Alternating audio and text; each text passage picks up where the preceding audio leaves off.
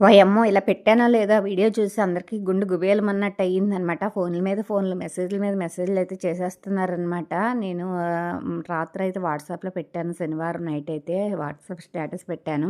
ఇంకా ఆ స్టేటస్ చూసి అందరూను ఇప్పుడెక్కడున్నారు? ఏం చేస్తున్నారు? అరణ్యయాత్రలకి ఏమైనా ఎళ్తున్నారా? అనేసి అయితే కొంతమందయితే మెసేజ్‌లు చేస్తున్నారు. కొంతమంది ఫోన్లు చేసి అడిగారనమాట వెంటనేని. ఈ వీడియో కదండీ! ఇదైతే నేను స్నాక్స్ అయితే వీడియో పెట్టాను. దీని తర్వాత వచ్చే వీడియోని చూసి నేను చెప్తున్నాననమాట.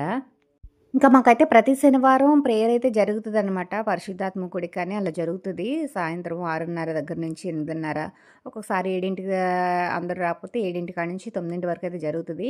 ఇంకా మేము రాత్రి కూడా అలా వస్తా ఉంటే నాకెందుకో పాట గుర్తొచ్చింది. ప్రైడీ పలన్న నా ఆత్మీయతలో అరణ్య మార్గంలో నాకు తోడయ్యన్న నా యేసయ్య అన్న పాట గుర్తొచ్చి సరదాగా అయితే నేను వీడియో తీశాను, షూట్ చేశాననమాట. నిజంగానే అరణ్యంలాగా ఉన్నట్టు అనిపించింది. ఎందుకంటే చుట్టూ అయితే చెట్లు ఉంటాయి అనమాట. ఇంకా చెట్లు కొట్టేసి చెట్లయితే తీయలేదు. మామూలుగా అయితే యాక్చువల్‌గా మేమే ఆ రోడ్డంతా శుభ్రం చేసుకొని మేము చేస్తాము. ఇంకా అయితే ఆ చెట్లయి అలా ఉండిపోయినాయి. ఇంక వస్తా మేము నేను ఆ పాటకి పెట్టుకోవచ్చు అన్నట్టుగా వీడియో అయితే సరదాగా అయితే తీశాననమాట. ఇంకా అందరూ ఈ వీడియో చూసి మీరెక్కడికెళ్తున్నారు? అంత చీకట్లో ఎలాగెళ్తున్నారు? ఏం చేస్తున్నారు? అంత చీకట్లో ప్రేయర్‌కి ఎలా ఎళ్తారన్నాయి. అయితే కొంతమంది శనివారం చీకట్లో లైట్లుంటాయా? ఎలా ఉంటాయి? మీరు ఎలా ఎళ్తున్నారనేసి కొంతమంది కూడా అయితే అడుగుతున్నారు మమ్మల్ని. మేము ఇప్పుడే కాదండి 13 సంవత్సరాల నుంచి అయితే మాకు అలవాటయిపోయింది.